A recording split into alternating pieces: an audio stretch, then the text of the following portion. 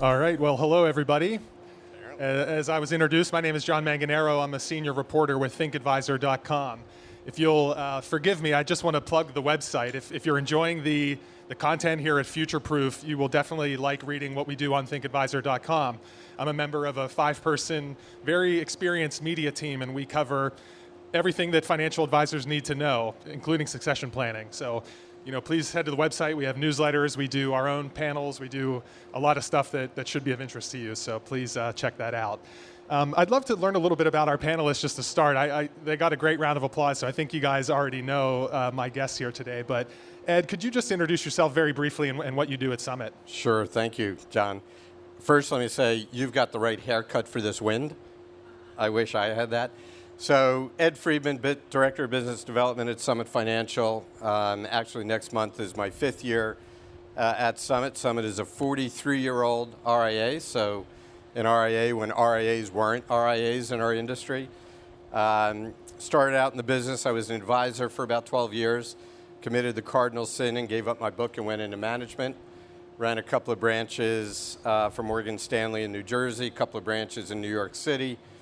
Ran a national program for Morgan, and then was part of the founding team at Hightower. So was there for the first 3.5 years or so, left, consulted to the industry for a little bit, joined Dynasty for about 6 years, and then joined Summit right at the beginning of the pandemic. So I was a pandemic hire. Yeah, very good. It's been a pleasure to get to know you, Ed, as we've prepared this discussion. Lisa, could you introduce yourself a little bit and tell us about what Constellation does? It's a really interesting firm. Absolutely. Nice to see you guys. Thanks for coming out today. So I get to head the advisory team at Constellation Wealth Capital. We're a private equity firm. We make minority strategic investments into large growing RIA firms. And we so far have 9 partnership firms that we work alongside and get to support. So we help them with everything from the business of the business to people, tech, operations, service, growth, all the things it takes to keep the lights on in the business. Before that, I spent 9 years at Pershing, one of the custodians that's down here. And before that, I was at an RIA in the DC metro area where I got to do a lot of the things that I coach folks on today. Great. Well, Lisa, I'd like to ask you the first question. And, as I host these discussions, I always like to do, 5 minutes of level setting. I think it's well known that in our economy in general, succession planning is a huge challenge. There's the baby boomer generation. They founded many businesses, many successful enterprises, and now we're at a point where they're starting to leave the workforce. So could you just reflect on what succession planning means, both for the advisor industry, but also for the clients that many people serve here in the audience? Yeah, absolutely. I think succession planning is a topic for us, but also for every business, in every industry, in every space, and of every size. So I don't think it's something that's particularly unique to us, but I think what makes it unique to the advisory community is the nature of the work that we do and how personal it is to the people we serve and the organizations.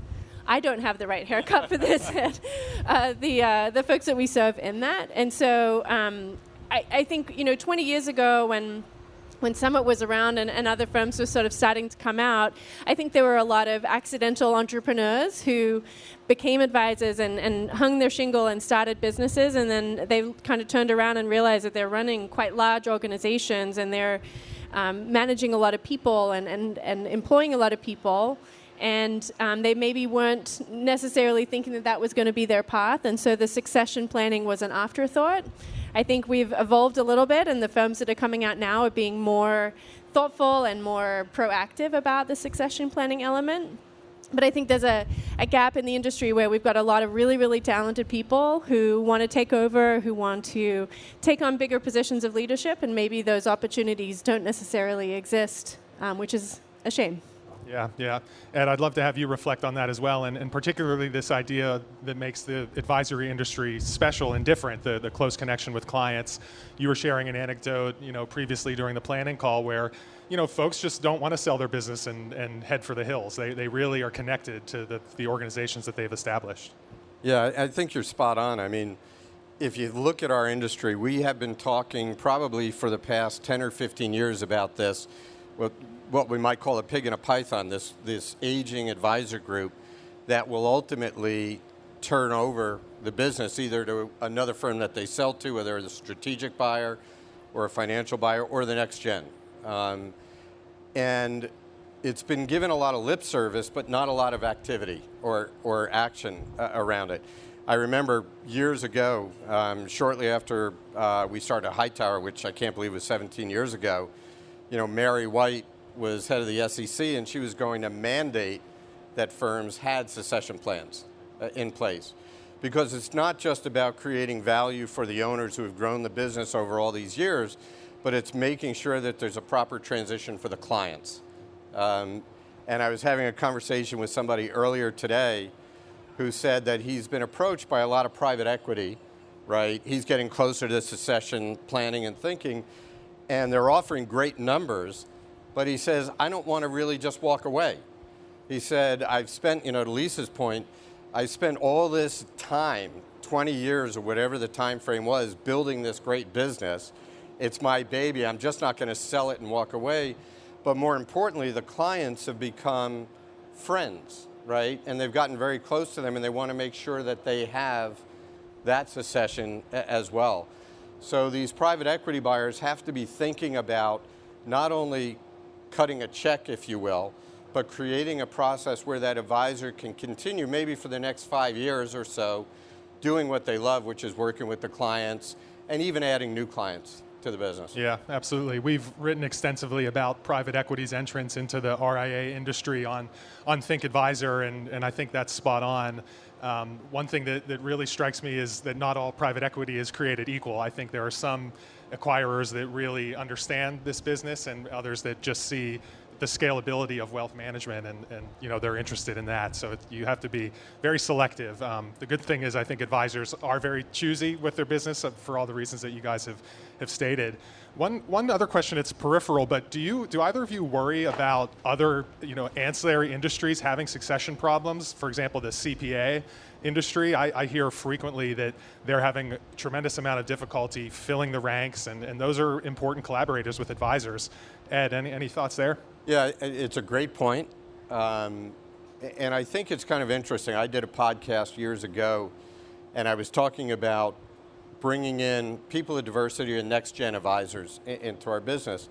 And the question that I asked was, is it a supplier-demand issue, right? Are we just not putting ourselves out there for the next gen and becoming attractive to them? Or are they just not thinking about us, right, as an industry? Are they going to tech? Are they going to, crypto? All of those sexier areas.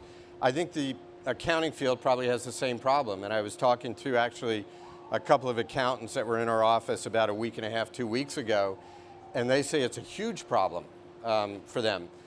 Maybe 10, 15, 20 years ago, people were graduating with degrees that would put them into accounting, but today it's just not happening. The other thing I think that you're going to start to see, and we're starting to see it now, are large advisory firms buying accounting firms and maybe kind of creating that next gen for them as well. But I think it is a big issue for other industries that kind of touch our world. Yeah. Anything to add, Lisa? Nope, that's great. Yep.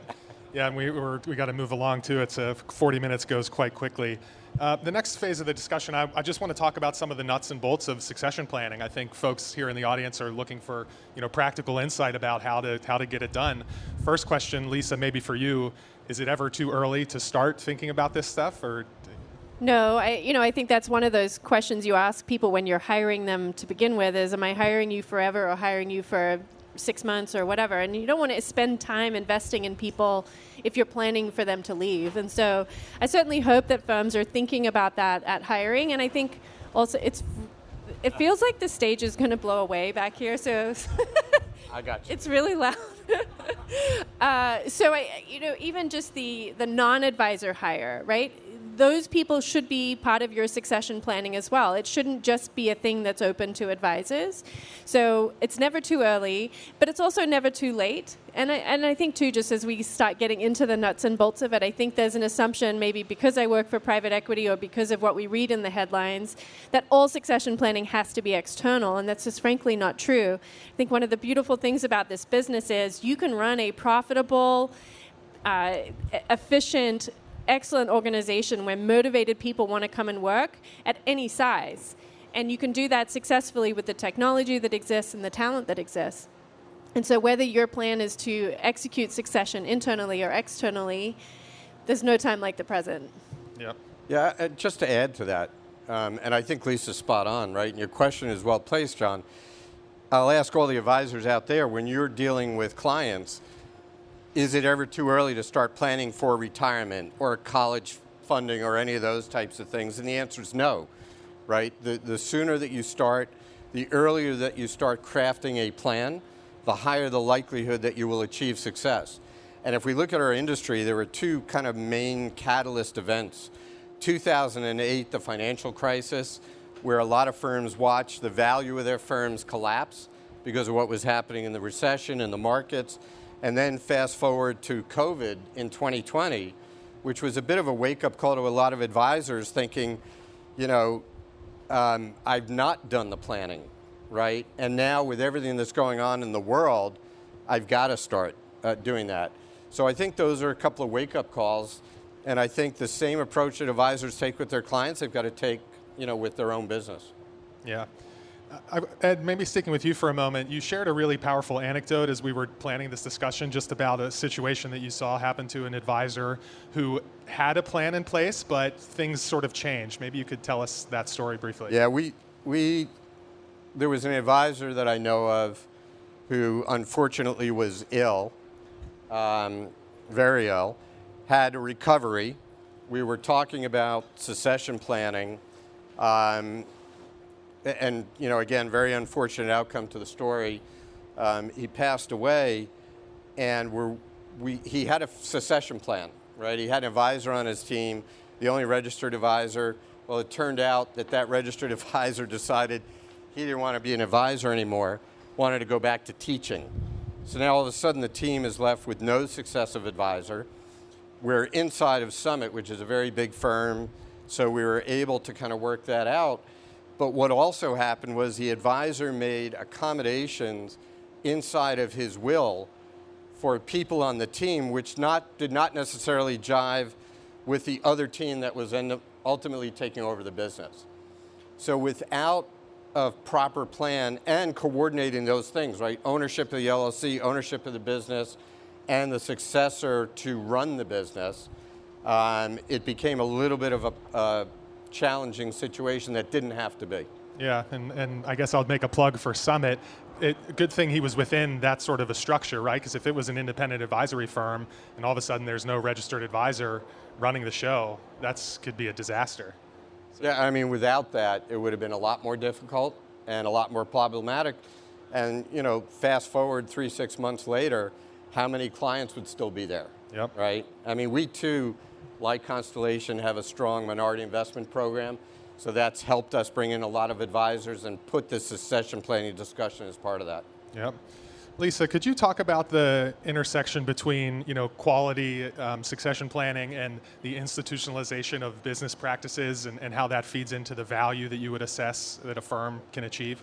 Yeah, one of the things I love about when advisory firms really think deep and long and hard about succession planning is it forces you to also think about your operating agreement, your buy-sell agreement, how the governance runs in your organization. And also, frankly, and this is a question that came in through the group that we can tack it at the same time, is preparing that next gen for that position of leadership. Because what I saw in my years of being out in the field and working with hundreds of advisors every year was that the next gen aren't given leadership and management and financial management lessons, and you maybe aren't the right person to do that for the people in your team. And so how can we prepare the next level of folks to come up and run these organizations that are bigger and more complex than ever without that structure? And so the succession planning exercise becomes bigger and bigger and bigger as the further you dig in.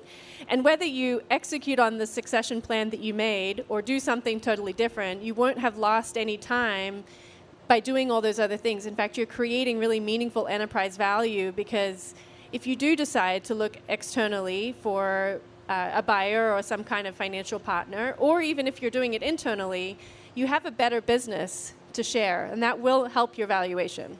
Yep, and thank you for the questions that have come in. That was an interesting one. Someone's asking if it's worth sending some people into a college or a graduate program to prepare them for taking over the business. That might be a bit extreme. I'm not sure. I guess it depends on the candidate. But yeah, thank you for the questions, and please keep them coming. Ed, I thought I'd love to talk about sort of the process of crafting these documents and making sure they're actionable. Probably the best advice we can give is that you should work with a qualified, knowledgeable attorney. Is that? Yeah, and Lisa's spot on that. And what we've seen in the past, again, I'll equate it to dealing with a client. You've got a client and they've got a will and trust that they haven't looked at in 15 years, right? And now circumstances have changed. So those wills have to be updated. The trust might need updating. We see it all the time with advisors. They set up their businesses 15, 20 years ago. They create an operating agreement at that time and never look at updating it. Never getting it set for either a next-gen group that are going to be coming in or a capital partner that may be coming in. And it really requires a deep dive, whether you do that with an attorney, which I would strongly recommend, or somebody that works with you on planning for the next succession or getting your business ready for a sale. I'll give one quick example. Dealing with a firm, this is a long time ago, founded by an advisor, had a couple of partners, were looking to restructure things, never looked at the operating agreement.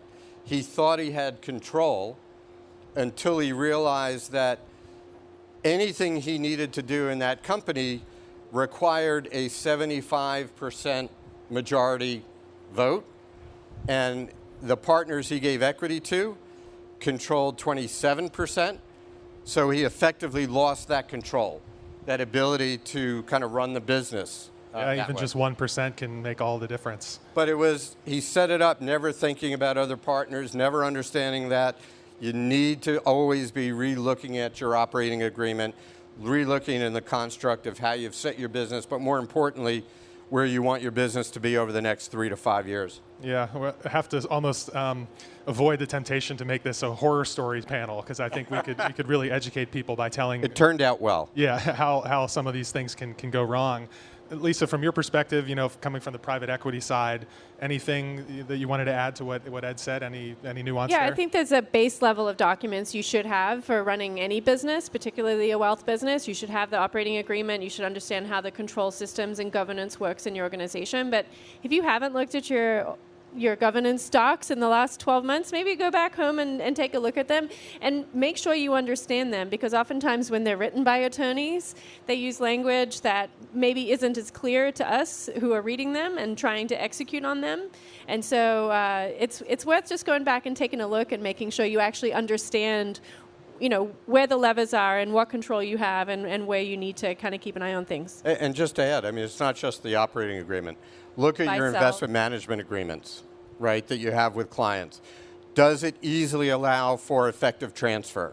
Look at your privacy agreements on that as well, because we've had advisors where, again, we do the minority investment, and they say, no, it's very simple. We can just move over and share information and client information. Well, your documents don't allow for that. So it becomes a little bit more of a difficult task to do that. So look at everything that touches your business and touches your clients. Yeah. Lisa, I'll ask you this first, but Ed, you can weigh in. Have you ever seen situations where, on the surface a business looks like a great candidate, but you actually go in there and look at the documents and just it makes the deal like not possible, or can you sort of adjust things and make it happen if the firm is attractive enough? Yeah, we've had a number of firms come to us looking for capital, and we've sent them home with some homework of things that they might want to look at and think about so that they can get themselves in a better position, so that they're not locking themselves into an agreement that really isn't good for them. Yeah, Ed, what about you? Yeah, sometimes the best deals are the ones you don't do. And it's when you start to dig into all of that that you start to realize. And you have to understand, from a succession planning standpoint, as an acquirer, right, or a minority investment, firm, we're bringing on advisors, again, who have spent 10, 15, 20 years building that business. They're used to doing things a certain way. They're used to their own technologies. They're used to their own interactions on investments and all of that. And it's really hard, right? It's emotional for them because this is what they've built. And it's a control thing. And now they're being asked to give up a little control. So you really need to dig into all of that early on. Yep. So it's another part of the conversation that I think is particularly interesting and important is the equity distribution discussion that has to happen. You know, number one, to grow a business, but then number two, to have successful succession. Lisa, could you talk about this idea that you can distribute equity not just amongst advisor producers, but distributing it more broadly amongst the firm can really feed back into the enterprise value? Yeah, absolutely. I think there's a percentage at which it makes sense for non-client-facing employees of the firm to have a position of equity in the business, particularly if you're going to, at some point in the future, whether that's 5, 10, 15 years from now, look for some kind of external transaction. It makes the business look stickier. It's definitely more engaging across the organization. You've got more folks who are invested in the success. And you've got more people thinking like owners. But there are other ways to accomplish that if sharing of equity isn't maybe in their cards. And they're, because when you're 20, 30, sometimes 40, and you're being asked to put in $200,000, $500,000 to buy a 1% of a business, and you're still paying your grad school debt, and you've got a big mortgage, and you've got kids in private school, like that's a challenging financial commitment to make. There are other ways to create that ownership mentality and to get them kind of on the path to ownership, if not immediately.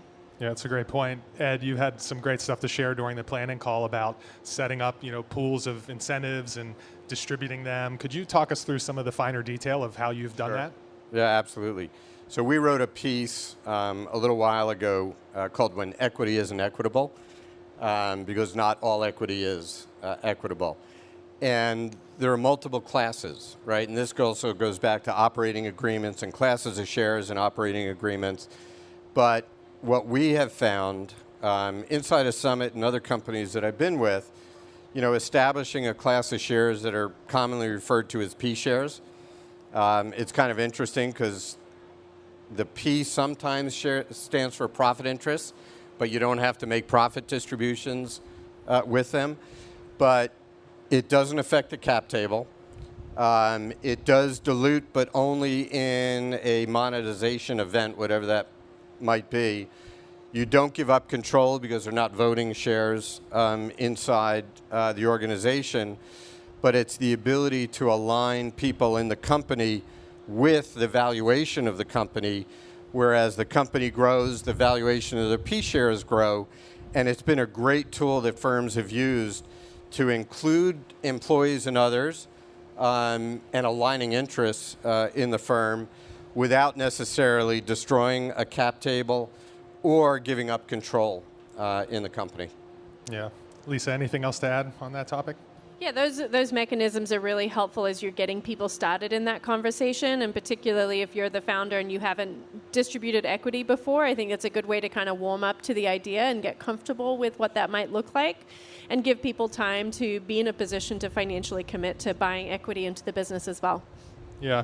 Any tax considerations to keep in mind when it comes to equity distribution and setting these pools up, Ed? Or Consult an accountant, Yeah. not me. Yeah. Well, I mean, the nice thing about the P shares is typically when they're given, the employee or whomever gets it makes what we call an 83B election. There's no taxes on it at that time, so it's a benefit to the employee. When it comes to a monetization or they cash out on it, it's taxed as long-term capital gains, so there's a real value. You can create P shares. Again, you can get really creative, and as Lisa said, consult a professional tax accountant. I'm not one at all, but you can set them up so that they convert to like an A share or true ownership. So there's a lot you can do for it, and there's a lot of tax planning that goes along with it. Yeah, so it's kind of to summarize this part of the discussion, what I'm hearing is that there's a lot of options, a lot of potential flexibility, but you have to be very strategic, and you wouldn't want to do any of this stuff in a rush or in a situation where you get a health diagnosis or something that could, cloud your judgment. That's another important thing. Yeah, don't listen to us and then run back and all of a sudden, launch a P-share, redo your cap table or anything. Consult a professional. Yep. And I think the blend really depends on what your strategic goals are as an organization and where you are personally in terms of your exit strategy and what you want that to look like, and then where your people are at in terms of financially or capabilities in terms of management or whatnot, where they're at as well. And the great thing is there's a mix for everybody that you can find. Yep. Well, I really appreciate that detail. I'm looking forward to staying connected with the two of you and maybe writing a couple detailed articles about this stuff, because it's new information to me, honestly, so quite informative.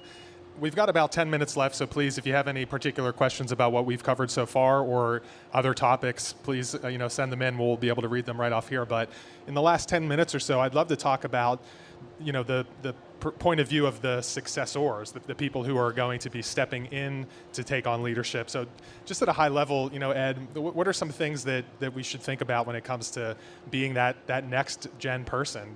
We always talk about the first gen. Yeah, I think first and foremost, you have to have a very open and direct conversation with the owner of that firm that you're with. Do not make any assumptions in this process. You may think that you are the successor. You may think that buying into the partnership can be done, let's say, over time, or it may not align with what the owner of the firm is looking for. So you have to have a very open and frank discussion for that. The other part of that is make yourself viewed as the successor to that business.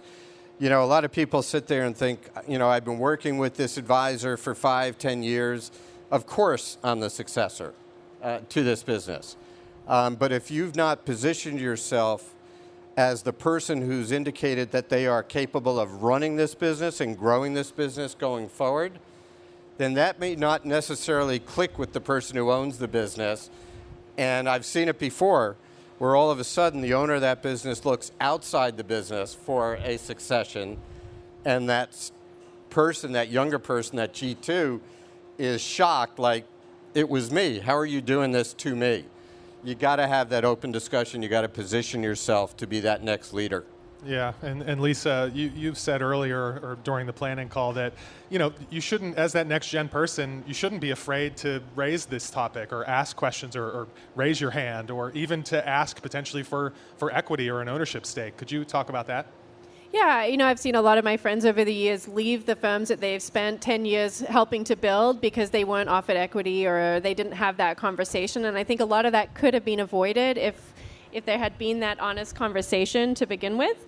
And also, if they had put themselves in that place where they're bettering themselves, they're seeking out education or programming and building those leadership and management skills to show their investment into the business. It's definitely a two-way street. I don't think the entitlement generation is coming up behind my millennial cohort. We got a lot to learn from the next gen that's coming through. If you guys thought millennials are bad, just wait for the next crew.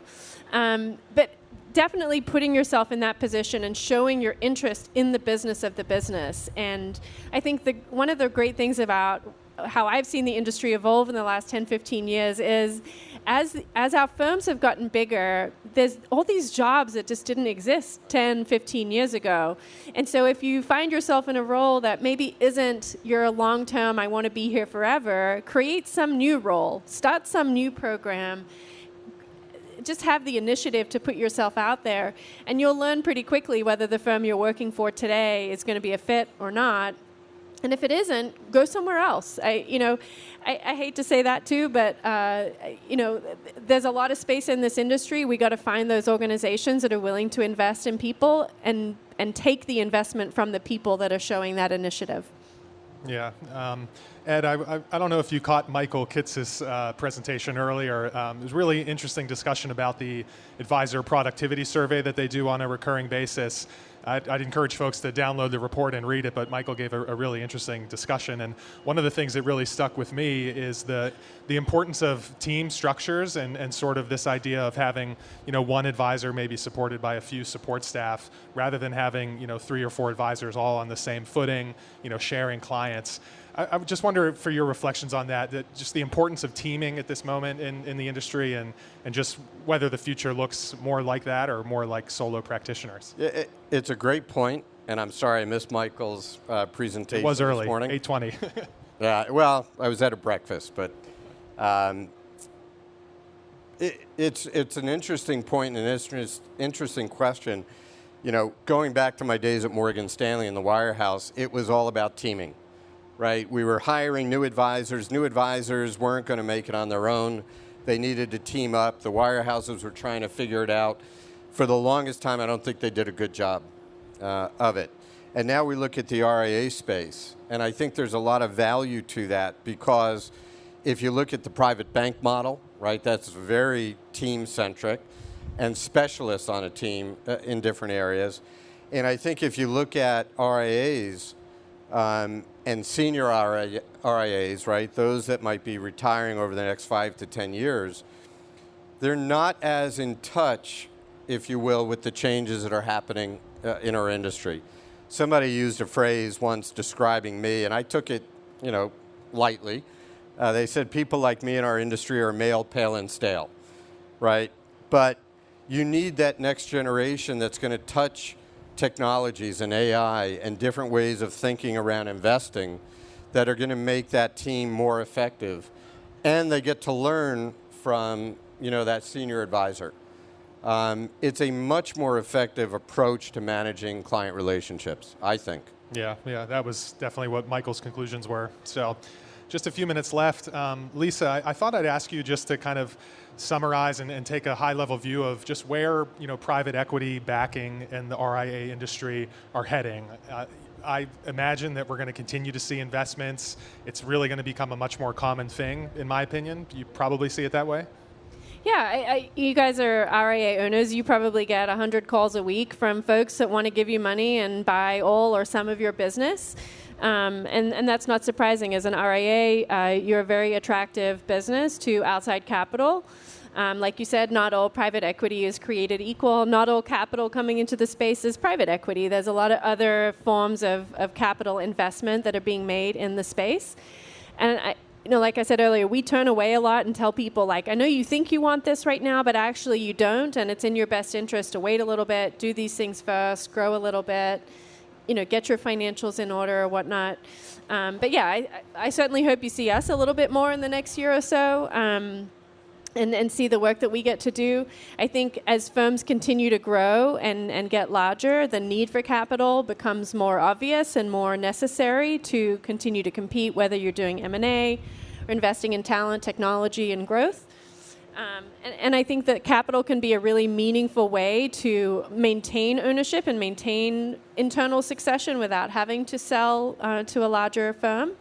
And so, if you're out there and you're thinking about what succession looks like for you and maybe a capital partner works, then I would put down on a piece of paper what you actually want from that capital partner, and you'll find it. There's plenty of folks out there that serve the broad needs of the advisory community, and new folks that are entering the space every day as well that are kind of filling gaps where there are gaps. Yeah, and just last question maybe for you, Lisa, before we start to wrap up. Do you find that RIA owners and leaders are generally, they're open to that feedback and they're humble enough to maybe take a step back from PE and reform the business, grow the business, and then maybe reapproach you? Does that ever happen? I mean, there's no egos in this business, right? Some people take feedback better than others. But honestly, we don't want to invest in a business when it's not the right time for them, and sometimes they're not as clear on that as maybe we are.